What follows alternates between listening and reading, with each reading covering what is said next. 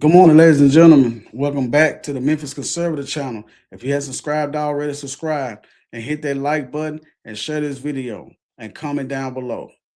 Shout out to Daily Caller for this one.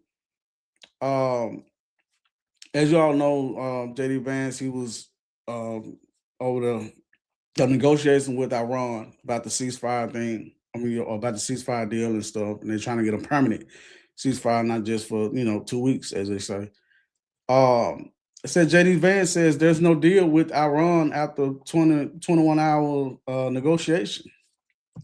So we're gonna get right into it. I'm gonna read you this article and show you this quick video of JD Vance talking.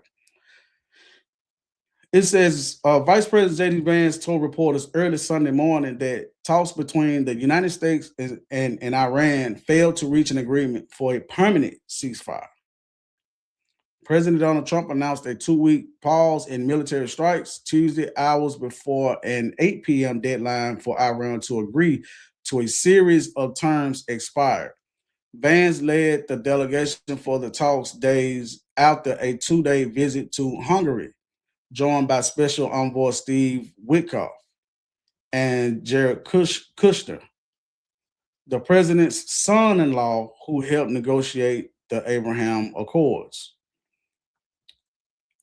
Let me say a couple of notes of appreciation. First of all, to the Prime Minister of Pakistan and to Field Marshal Asim Munir, who were both incredible hosts, and whatever shortcomings of the negotiation, it wasn't because of the Pakistanis who did an amazing job and really tried to help us and the Iranians bridge the gap and get to a deal.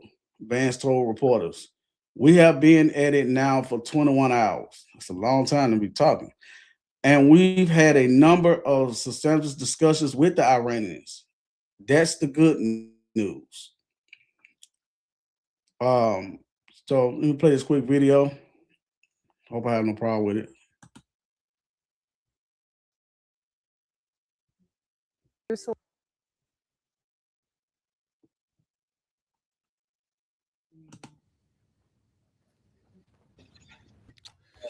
Well, good morning, everybody. And let me say a couple of notes of appreciation. First of all, to the Prime Minister of Pakistan and to Field Marshal Munir, who were both incredible hosts. And whatever shortcomings in the negotiation, it wasn't because of the Pakistanis, who did an amazing job and really tried to help us and the Iranians bridge the gap and get to a deal. We've been at it now for 21 hours, and we've had a number of substantive discussions with the Iranians. That's the good news. The bad news is that we have not reached an agreement. And I think that's bad news for Iran, much more than it's bad news for the United States of America. So we go back to the United States, having not come to an agreement. We've made very clear what our red lines are, what things we're willing to accommodate them on, and what things we're not willing to accommodate them on. And we've made that as clear as we possibly could. And they have chosen not to accept our terms. Questions? Sir, Nick Robertson from CNN. Precisely what have they rejected here? Can you help us understand it a little bit? Well, I won't go into all the details because I don't want to negotiate in public after we negotiated for 21 hours in private.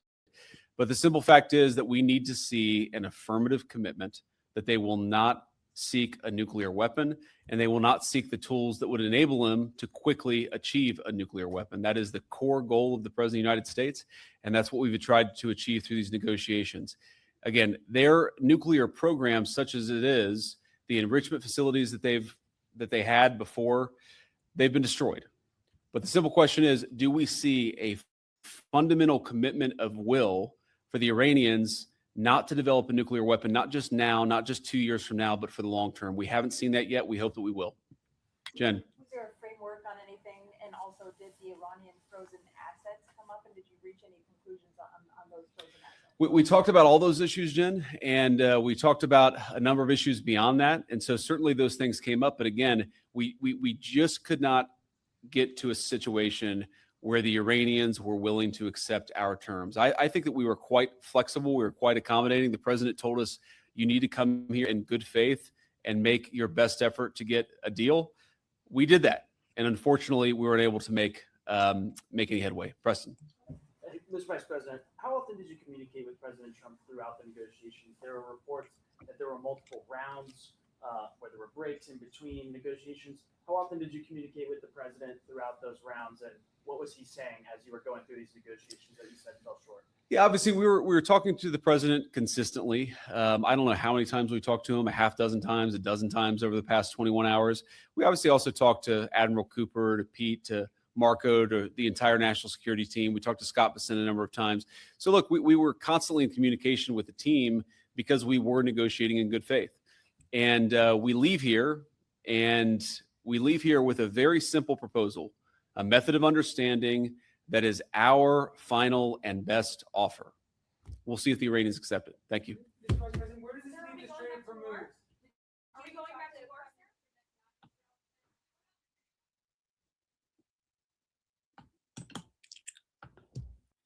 That was a real mic drop right there by JD Vance, I think, on that part. The way he said, he came in, he said what he had to say, asked a couple questions, and he said what he said, and he just walked off.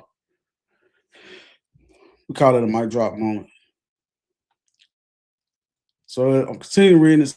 So the bad news is that we have not reached an agreement. And I think that's bad news for Iran, much more than it's bad news for the United States of America. Vance continued. Since a March 21st Truth Social post, Trump made multiple threats to target Iranian power plants if the theocratic regime did not halt efforts to close the Strait of Hormuz. But he has granted refuge based on the progress of negotiations. I don't want to negotiate in public after we negotiated for. But the simple fact is that we need to see an affirmative commitment that Iran, will not seek a nuclear weapon, and they will not seek the tools that would enable them to quickly achieve a nuclear weapon. This part about the nuclear weapon part, I don't see the problem, man, in that of us telling them, hey, we don't want you to do no nuclear weapon now. And we really basically destroyed everything that would cause you to try to build another nuclear weapon. But my thing is, other presidents from the past before Trump, even Obama has said it, that they cannot get a nuclear weapon. But at the same time, he was funding them and paying them off. It's like you pay, to me, it's like you, to some of us, it was like he was paying the bully to leave us alone. Because you see, he sent billions of dollars, monies on pallets to them. It's like he was paying the bully to leave us alone. But she was really funding them of everything and stuff like that they needed. It's the Vance told a reporter who asked why the talks ultimately failed. That is the core goal of the president of the United States, and that's what we've tried to achieve through these negotiations. Again, the nuclear program, such as it is, the enrichment facilities that they had before, they've been destroyed, Vance continued. But the simple question is, do we see a fundamental commitment of will for the Iranians not to develop a nuclear weapon, not just now, not just 2 years from now, but for the long time? We haven't seen that yet. We hope that we will. I mean, they just really, to me, it's really important. I guess it's really important on our side for them not to have a nuclear weapon. Just like a lot of other, like I said, presidents before Trump, they kept saying about them all these years. We can't let them have a nuclear weapon. They're not allowed to have a nuclear weapon. We can't let them do that. We can't let them get to that point. Everybody might be saying it just, I mean, all I see is you got a president now he's willing to take action on it. Not only is he saying, hey, y'all can't have a nuclear weapon, man. We can't let them have one. Oh, okay. Well, we try to negotiate this stuff through peace anyway. We want a ceasefire agreement, peace agreement. Been trying to have meetings with them all this time. So next thing led to another. Start striking them. The United States struck facilities in Fadal, Netins, and I don't know how to say some of these names. Ifian, related to Iran's effort to develop nuclear weapons in June using GBU-57 massive stick bombers. Witkoff told Fox News host Sean Hannity during a March 2nd interview that Iranian diplomats declared their intent to continue enriching uranium and claimed that they already had enough material to construct 11 dirty bombs in negotiations that took place before Operation Epicure began on February 28th. So they're not intended. Well, from what I'm reading right here, they're not intended to even attempting to stop trying to build a nuclear weapon. They said they intend to enriching uranium and claim that they already had enough materials to construct it. But so that's basically what JD Vance came out and said. I just want to show you all that real quick. So thanks for stopping by at the Memphis Conservative channel. Hit that like button, subscribe, and comment down below. And tell me what you think. I want to know your thoughts. Peace.